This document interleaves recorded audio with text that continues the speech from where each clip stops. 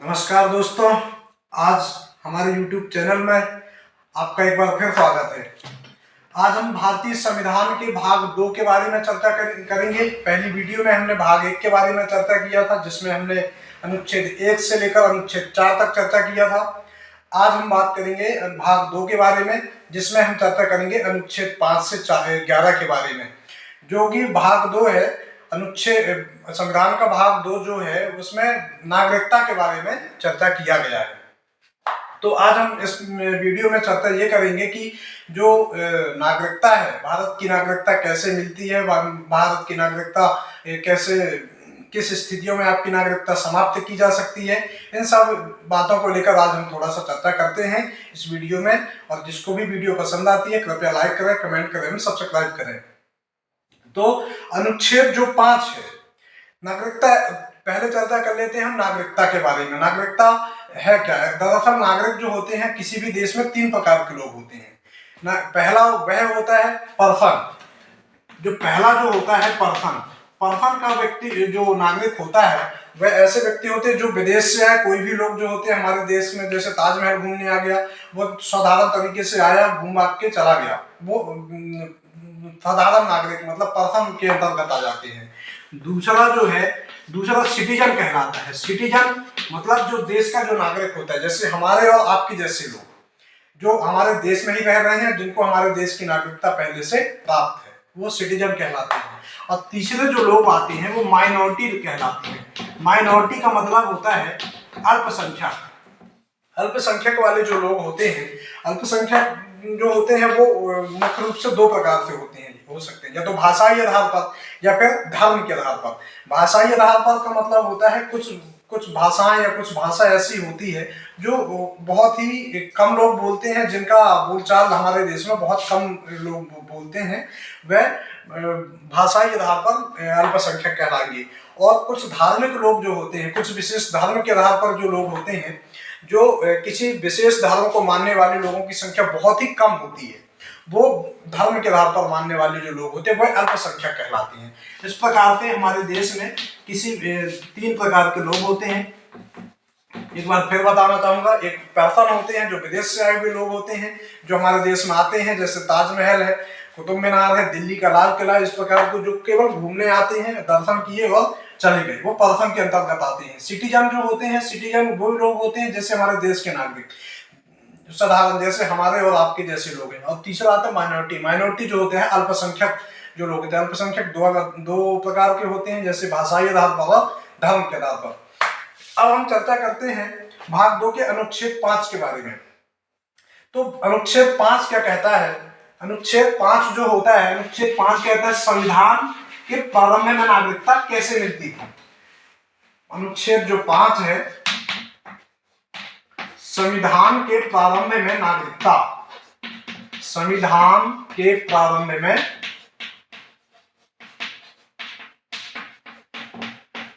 नागरिकता। अच्छा, इससे पहले हम चर्चा यह करेंगे कि नागरिकता का मतलब क्या है। नागरिकता के बारे में सर्वप्रथम अरस्तु ने बताया था।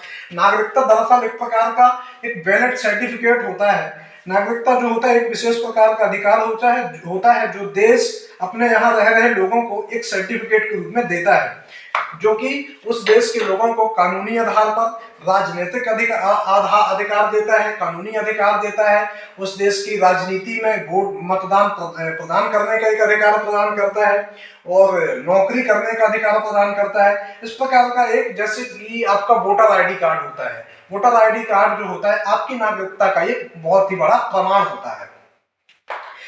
अब यदि कोई भी व्यक्ति जो हमारे देश में आता है, विदेशी नागरिक घूमने आया, सिर्फ तो वो लोग यदि आते हैं घूम भाग के चले जाते हैं, उनको हम देश का नागरिक नहीं कह सकते। वो लोग आते हैं, बढ़िया घूम भाग के चले जाते हैं, यदि हम तो उनके ऊपर कोई केस नहीं हो सकता। यदि हम उनके साथ मारपीट कर देते हैं तो वो उल्टा हमारे ऊपर केस हो जाएगा। उनको हम रोक टोक नहीं कर सकते, वो आज़ादी से आके बल्कि यह है कि वो अगर यदि घूमने आते हैं, कोई भी विदेशी व्यक्ति आता है, तो हमारे देश की किसी भी धरोहर को, देश की संपत्ति को नुकसान ना पहुंचाए। तो यह नागरिकता जो होता है एक सर्टिफिकेट होता है किसी भी देश के द्वारा जो प्रदान किया जाता है किसी भी नागरिक को, जो कि कानूनी अधिकार प्रदान करता है, राजनीतिक अधिकार प्रदान करता है, इस प्रकार नागरिकता कहलाता है। नागरिकता के बारे में सर्वप्रथम अरस्तु ने बताया था। अब संविधान जो अनुच्छेद 5 जो है, अनुच्छेद 5 कहता है संविधान के प्रारंभ में नागरिकता कैसे मिलती थी। तो संविधान के प्रारंभ में नागरिकता प्राप्त करने के लिए मुख्य रूप से 3 बातों पर चर्चा करना पड़ेगा।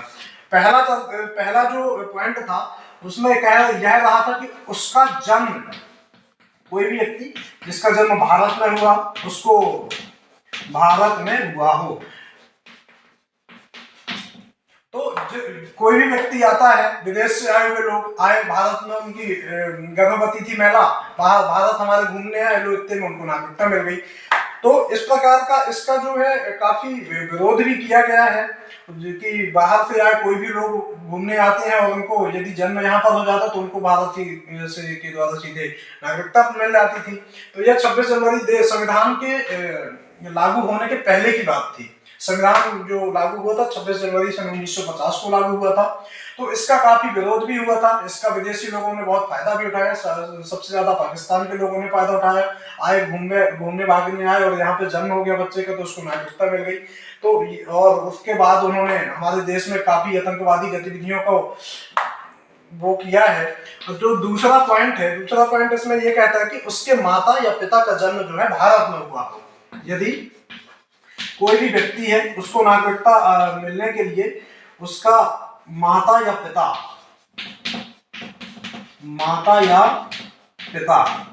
जिसका जन्म भारत में हुआ हो,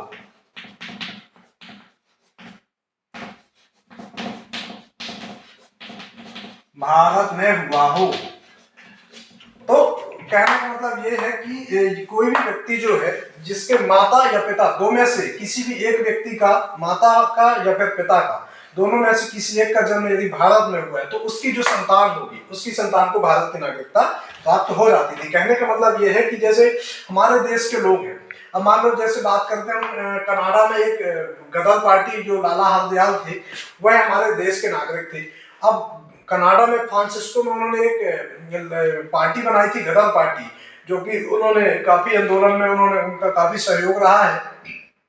तो अब उनके जो आने वाली संतान है तो क्या उसको हम भारत की नागरिकता नहीं दे सकते? बिल्कुल दे सकते हैं, क्योंकि लाला हरदयाल जो थे उनका जन्म भारत में हुआ लेकिन उनकी जो संतान थी उनकी संतान कनाडा में हुई, तो फिर भी उनके जो बच्चा है उनके बच्चे को भारत की नागरिकता प्रदान की जा सकती है।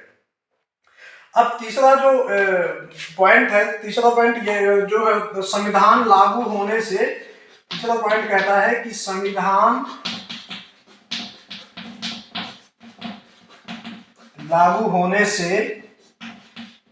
5 साल पहले, मतलब संविधान हमारा लागू हुआ तो 26 जनवरी सन 1950 को और देश आजाद हुआ तो सन 1947 को।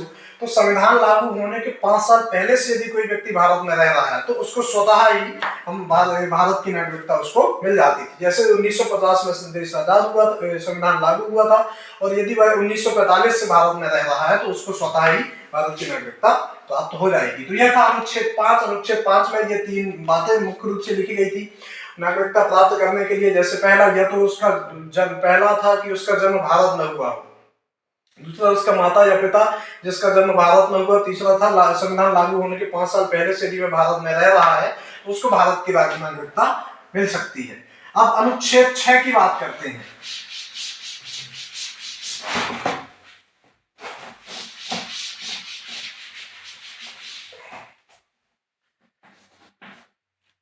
अनुच्छेद 6 जो है हमारा, अनुच्छेद 6 जो है पाकिस्तान से आए हुए भारत के लोगों, पाकिस्तान से जो कुछ लोग हैं जो भारत आ जाते हैं उनको नागरिकता कैसे मिलती थी। तो पाकिस्तान से भारत आए लोगों को नागरिकता जो थी पहले परमिट के आधार पर, अनुच्छेद 6 जो कहता है पाकिस्तान से आए भारत से आए भारत के लोगों की नागरिकता,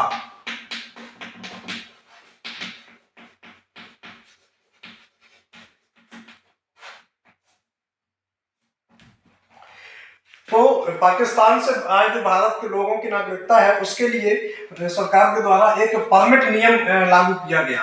परमिट नियम में यह कहा गया था 19 जुलाई 1948 से पहले, 19 जुलाई 1948 से पहले पाकिस्तान से मतलब 1947 में देश आजाद हुआ था और कभी बंटवारा हुआ था देश का।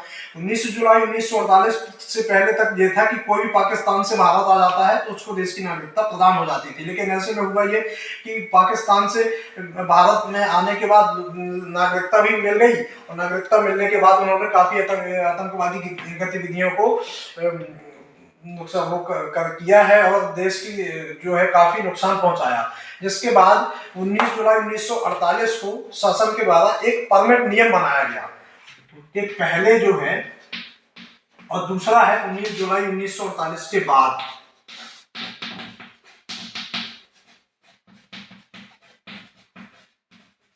19 जुलाई 1948 के बाद एक परमानेंट नियम बनाया गया। 19 जुलाई परमानेंट नियम का मतलब ये है कि परमानेंट नियम में यदि कोई भी व्यक्ति पाकिस्तान से भारत आता है तो पहले तो वहां के जो शासन है, वहां के जो भी अधिकारी हैं, उनसे एक परमिट बनवाना पड़ेगा। वो परमिट बन कि हम यहाँ पाकिस्तान छोड़कर भारत जा रहे हैं, और वहां से जब आते हैं तो उसके 6 महीने के बाद उनको 6 महीने के बाद ही देश की नागरिकता मिलती थी। तो ये परमिट नियम जो है बना दिया गया। जिसके पास परमिट होता था उसके 6 महीने के बाद ही देश की नागरिकता प्रदान होती थी। जबकि 19 जुलाई 1948 से पहले कोई भी व्यक्ति आ जाता था पाकिस्तान से भारत और उसको नागरिकता मिल जाती थी। यह बात थी पाकिस्तान से भारत के लोगों के लिए। अब अनुच्छेद 7 जो है, अनुच्छेद 7 क्या कहता है? अनुच्छेद 7 जो कहता है, भारत से पाकिस्तान गए लोगों की नागरिकता पर क्या, भारत से पाकिस्तान गए लोगों की नागरिकता, इस पर चर्चा करेंगे।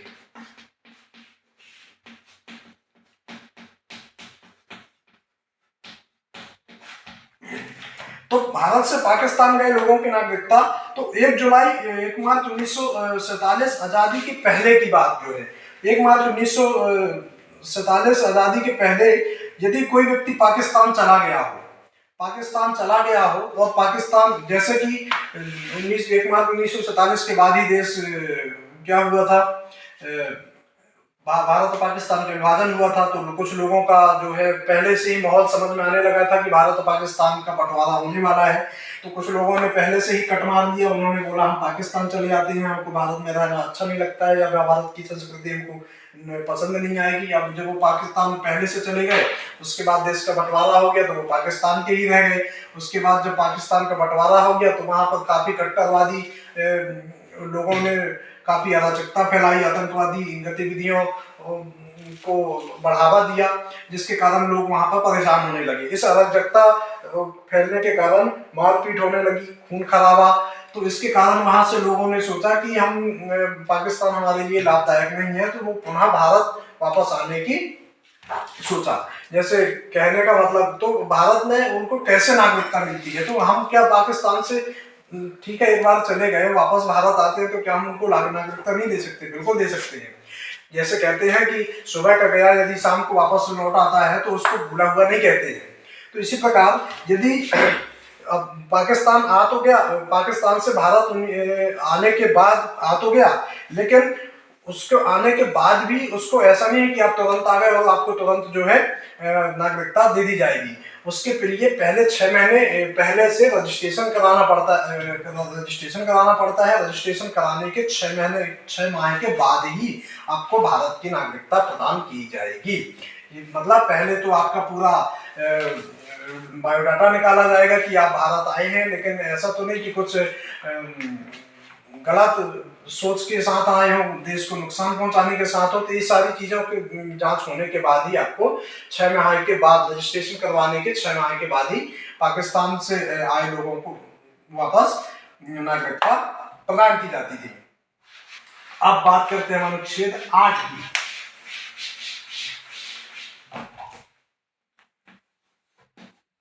अनुच्छेद 8 जो है, अनुच्छेद 8 यह कह रहा है कि भारत के बाहर रह रहा बच्चा भारत का नागरिक होगा यदि उसके माता पिता भारतीय हों। कहने का मतलब यह है कि यदि कोई व्यक्ति जिसका जन्म भारत में हुआ है, वह नौकरी के उद्देश्य से या फिर किसी भी कार्य के उद्देश्य से विदेश में चला गया है, तो यदि विदेश में जाने के बाद यदि उसके बच्चे का जन्म विदेश में हो जाता है तो क्या उसको नागरिकता नहीं मिल सकती? बिल्कुल मिल सकती है, क्योंकि अभी हमने पहले भी बताया है कि यदि नागरिकता एक स्थिति मिल सकती है जिसका माता या पिता दोनों में से कोई एक भारतीय हो।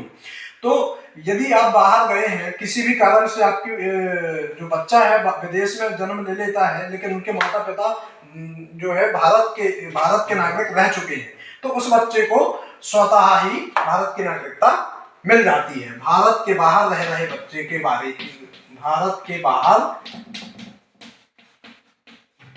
रह रहे लोगों रह रहा बच्चा भारत का नागरिक होगा।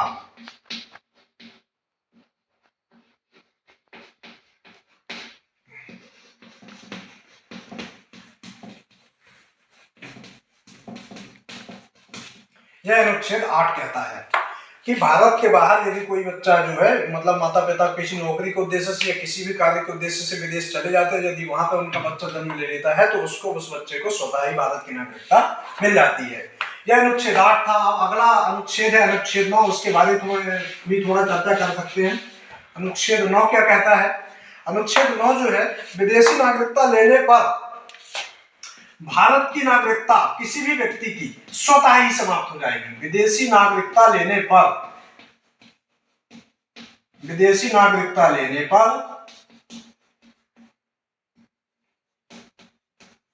भारत की नागरिकता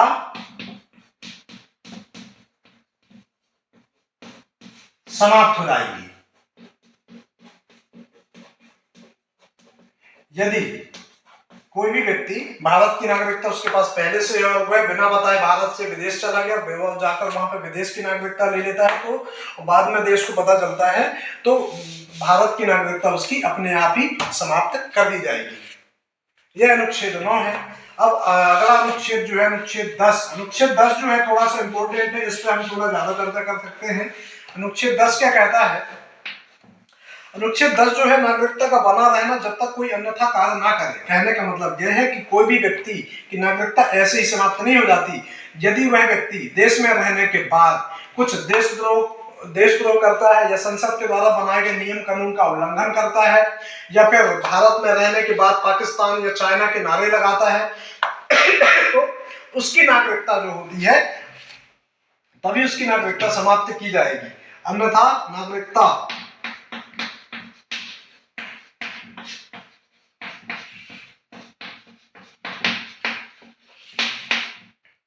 बना रहना जब तक व्यक्ति कोई अन्यथा कार्य ना करे।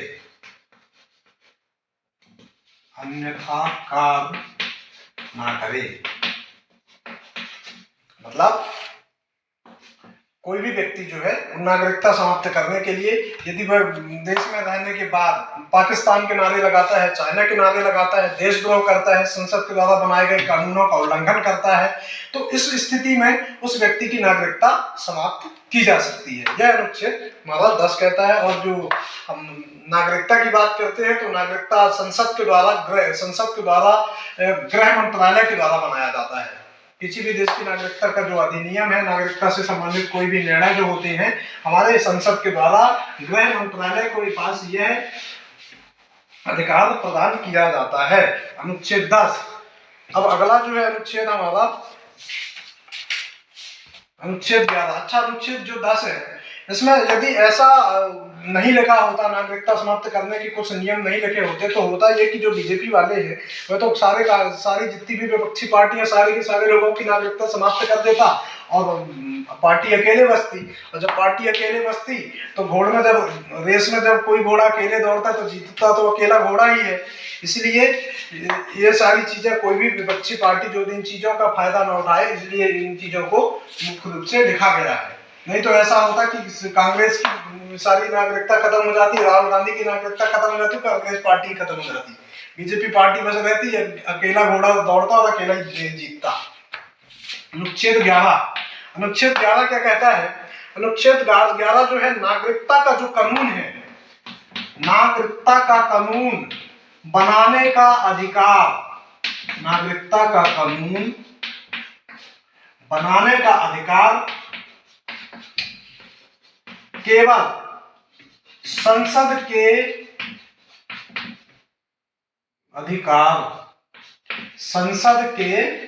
गृह मंत्रालय के पास रहता है। यह बहुत ही इंपॉर्टेंट क्वेश्चन है कि नागरिकता का जो कानून बनता है वो कौन से मंत्रालय के द्वारा बनाया जाता है। तो नागरिकता का कानून जो होता है संसद के गृह मंत्रालय को यह काम दिया जाता है।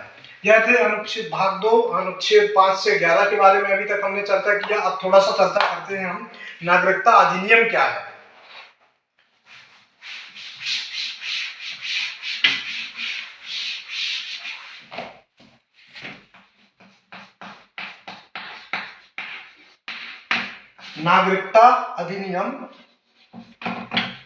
नागरिकता अधिनियम जो है सर्वप्रथम सन 1955 में बनाया गया।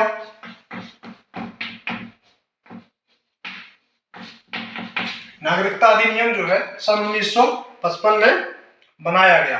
अब इसमें जो है 1955 में बनाने के बाद कई बार इसमें संशोधन भी किया गया है। सन 1986 में संशोधन किया गया, उसके बाद 2003 में, 2005 में, इस प्रकार कई बार थोड़ा संशोधन किया गया है। हम आगे चर्चा करते हैं इनमें कैसे के संशोधन किए गए हैं। जिसमें नागरिकता अधिनियम जो है कि किन किन बातों पर डिपेंड करता है। तो सबसे पहला जो पॉइंट है इसमें जन्म के आधार पर,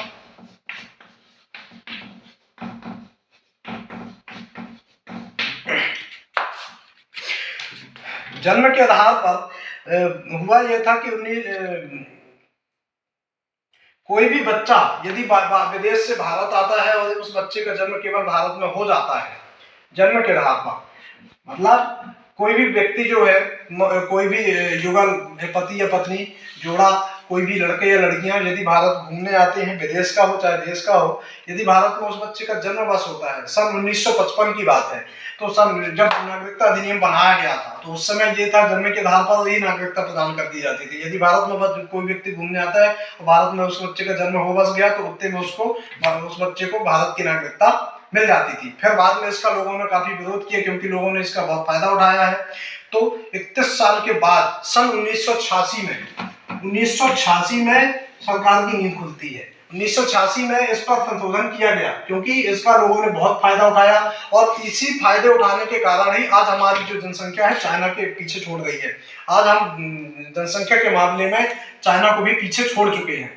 इन्हीं नियम जो बने हैं, ये अधिनियम जो बने हैं, इनमें पहले संशोधन कर चुके होते तो आज हम जनसंख्या में काफी कंट्रोल कर चुके होते। पता नहीं कहां के लोग हमारे देश में आकर बसे हुए। सबसे ज्यादा जो मुस्लिम लोग हैं, मुस्लिम लोगों ने इसका गलत फायदा उठाया क्योंकि 4-4 पत्नियां रहती थी, 4-4 पत्नियों के 8-8 बच्चे रहते थे। इस प्रकार देश में जनसंख्या का बढ़ावा देने का काम भी उन लोगों ने काफी किया है।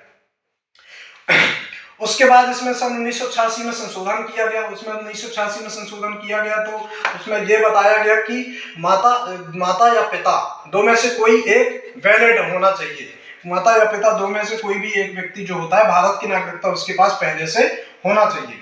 तो 1986 में संशोधन करने के बाद भी अब 1986 में माता या पिता दोनों में से कोई एक वैलिड होना चाहिए, कोई एक नागरिक होना चाहिए। तो फिर बाद में यह हो रहा है कि इसका भी लोगों गलत फायदा उठाने लगे। कोई भी व्यक्ति विदेश से आता था, भारत में पढ़ने के लिए आता था, स्टूडेंट रहता था, अब आके यहाँ पे किसी लड़की के चक्कर में फंस के बच्चा पैदा कर देता था और उसको देश की नागरिकता मिल जाती थी। बाद में इसमें फिर संशोधन किया गया सन 2003 में।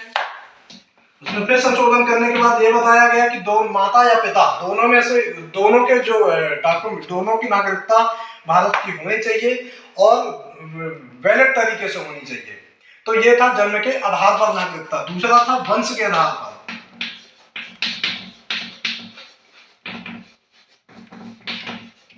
वंश के आधार पर का मतलब ये है कि हमारे कोई भी व्यक्ति जो होता है, हमारे या आपके कोई भी जो बच्चा है, आप सभी को वंश के आधार पर ही नागरिकता मिली होगी। वंश के आधार पर माता पिता या हमारे दादा दादी, हमारे जो पीढ़ी के लोग हैं, इनमें से जो है यदि भारत में उनका जन्म हुआ है, उनको पहले से भारत की नागरिकता प्राप्त है, तो आने वाला जो बच्चा है उसको स्वतः ही भारत की वंश के आधार पर कि माता पिता भारतीय थे, उनको भारत की नागरिकता पहले से प्राप्त थी, तो इस आधार पर उनको नागरिकता मिल जाती थी।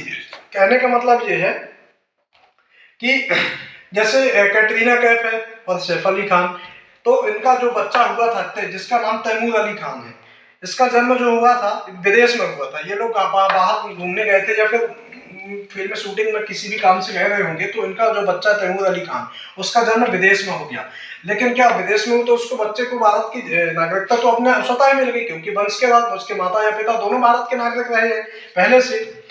फिर पहले ये था कि केवल वंश के आधार पर, आज भी पिता के आधार पर नागरिकता प्रदान की जाती थी।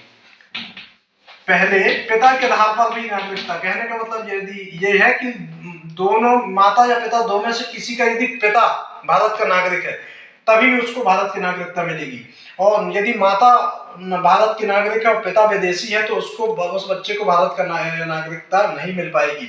तो इस पर महिलाओं ने केस कर दिया, क्योंकि हमारे देश में समानता का अधिकार सभी को प्राप्त है, और महिलाओं ने इस पर केस कर दिया कि यदि पिता हो या माता हो, दो में से कोई एक भी यदि भारत का नागरिक है तो हमारे आने वाली जो संतान है उसको भारत की नागरिकता प्राप्त होना चाहिए।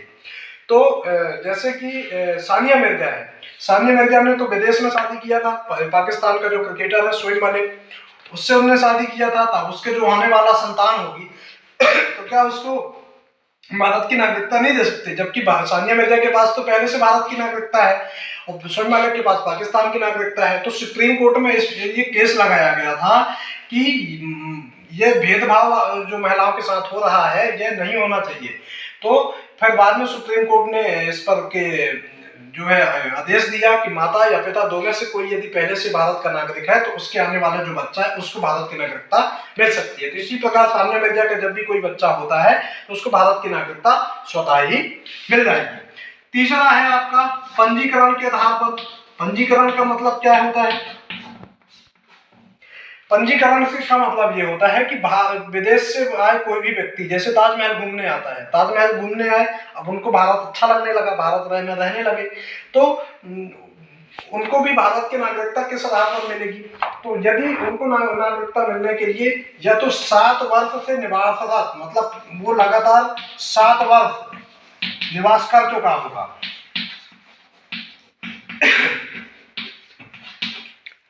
7 वर्ष निवासरत कर चुका होगा, या और दूसरा है किसी भारतीय लड़की से शादी कर दिया हो,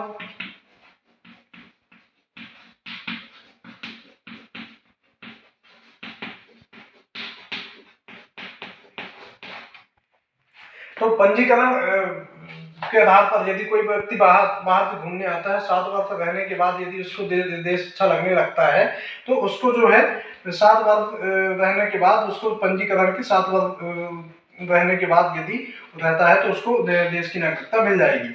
और यदि किसी भी भारतीय विदेश से आए हुए व्यक्ति किसी भी भारतीय लड़की से विवाह कर देता है तो इस आधार पर भी उसको भारत की नागरिकता प्राप्त हो जाती है। चौथा जो पॉइंट है वो देशीकरण पे होता है। देशीकरण का मतलब ये होता है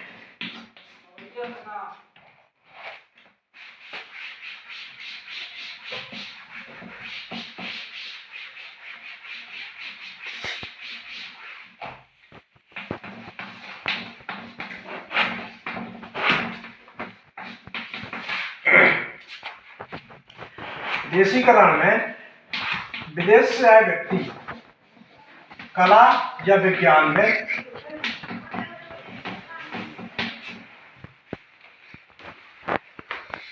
रुचि,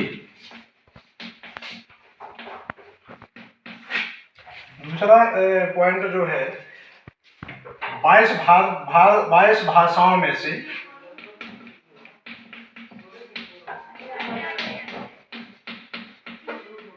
किसी एक भाषा का ज्ञान होना चाहिए।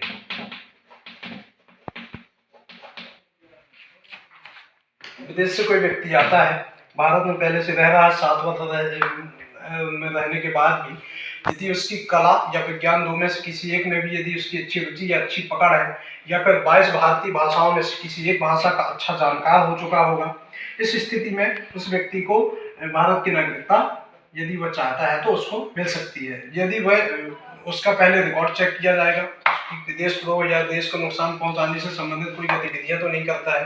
ये सब डॉक्यूमेंटेशन चेक करने के बाद उसको देश की नागरिकता मिल सकती है। जैसे कि पाकिस्तान के एक मशहूर गायक है अदनान सामी, तो एक बहुत ही मशहूर गायक है, काफ़ी सालों से भारत में रह रहे हैं, तो वो बहुत ही मशहूर गायककार थे, तो उनको देश की नागरिकता मिल चुकी है।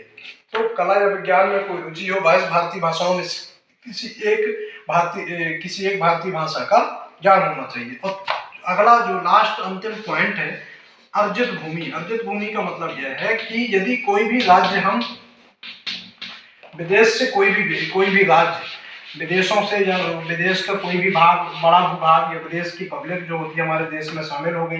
जैसे सिक्किम एक राज्य है, सिक्किम 16 मई 1975 में देश को उसको 22वां राज्य का दर्जा प्राप्त हुआ था। 16 मई 1975, ये लास्ट वीडियो में ये बता चुके, 16 मई 1975 में 16 मई 1975 को सिक्किम को भारत में शामिल किया गया था। तो सिक्किम के जो जितने भी लोग थे, उन्हें स्वतः ही देश में जब उन्होंने प्रत्यार्पण किया था, देश में शामिल भारत के लिए उन्होंने जब सहयोग मांगा था, तो वहाँ के सारे लोगों को स्वतः ही देश की नागरिकता, सारे कानूनी अधिकार, सारे राजनीतिक अधिकार, मतदान का अधिकार, सारे के सारे जैसे एक साधारण नागरिक को प्राप्त थे, अर्जित भूमि को से आए हुए सभी लोगों को स्वतः ही देश की नागरिकता प्रदान कर दी जाती है। तो इस प्रकार था, आज भाग 2 पे चर्चा किया हमने, भारतीय नागरिकता अधिनियम पर चर्चा किया। अब लास्ट में थोड़ा सा इम्पोर्टेंट बात यह है कि नागरिकता जो है, एग्जाम्स में आने वाले जो बातें हैं वह यह है कि नागरिकता कहां से ली गई? ब्रिटेन से ली गई, ब्रिटेन से नागरिकता ली गई है। दूसरा पॉइंट क्या कहता है, किस प्रकार की नागरिकता है? तो एकहारी नागरिकता है। एकहारी नागरिकता और दोहरी नागरिकता का मतलब यह है कि राजस्थान में रहने वाला व्यक्ति यह नहीं कह सकता कि मैं राजस्थानी हूँ, वह यह कहेगा कि मैं राजस्थान का निवासी हूँ किंतु भारतीय नागरिक हूँ। पंजाब में रहने वाला व्यक्ति यह नहीं कह सकता कि मैं पंजाब का नागरिक हूँ, पंजाब का निवासी हूँ किंतु भारतीय नागरिक हूँ। पहले जैसे जम्मू कश्मीर में दोहरी नागरिकता चलती थी, लेकिन अब वो भी समाप्त कर दी गई। तीसरा पॉइंट क्या है? अधिनियम। तो नागरिकता का अधिनियम कब बनाया गया था? सन 1955 में बनाया गया था। अगला इंपॉर्टेंट पॉइंट क्या है? पहला संशोधन, फर्स्ट अमेंडमेंट कब आया था? सन 1986 में आया था।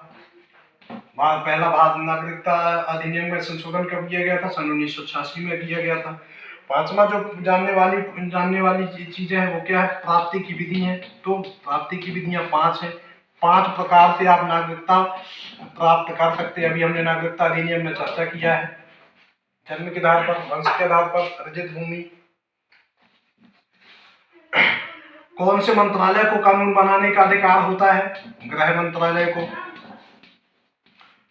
इस प्रकार से आज इस वीडियो में हम इतनी ही चर्चा करेंगे, और आगे यदि आपको वीडियो पसंद आती है तो कृपया लाइक कीजिए। आपके लाइक करने से हमारा थोड़ा आत्मविश्वास बढ़ता है और आगे आने वाली जो वीडियो हम इसमें थोड़ा अच्छे से अच्छा करने का प्रयास करेंगे। धन्यवाद।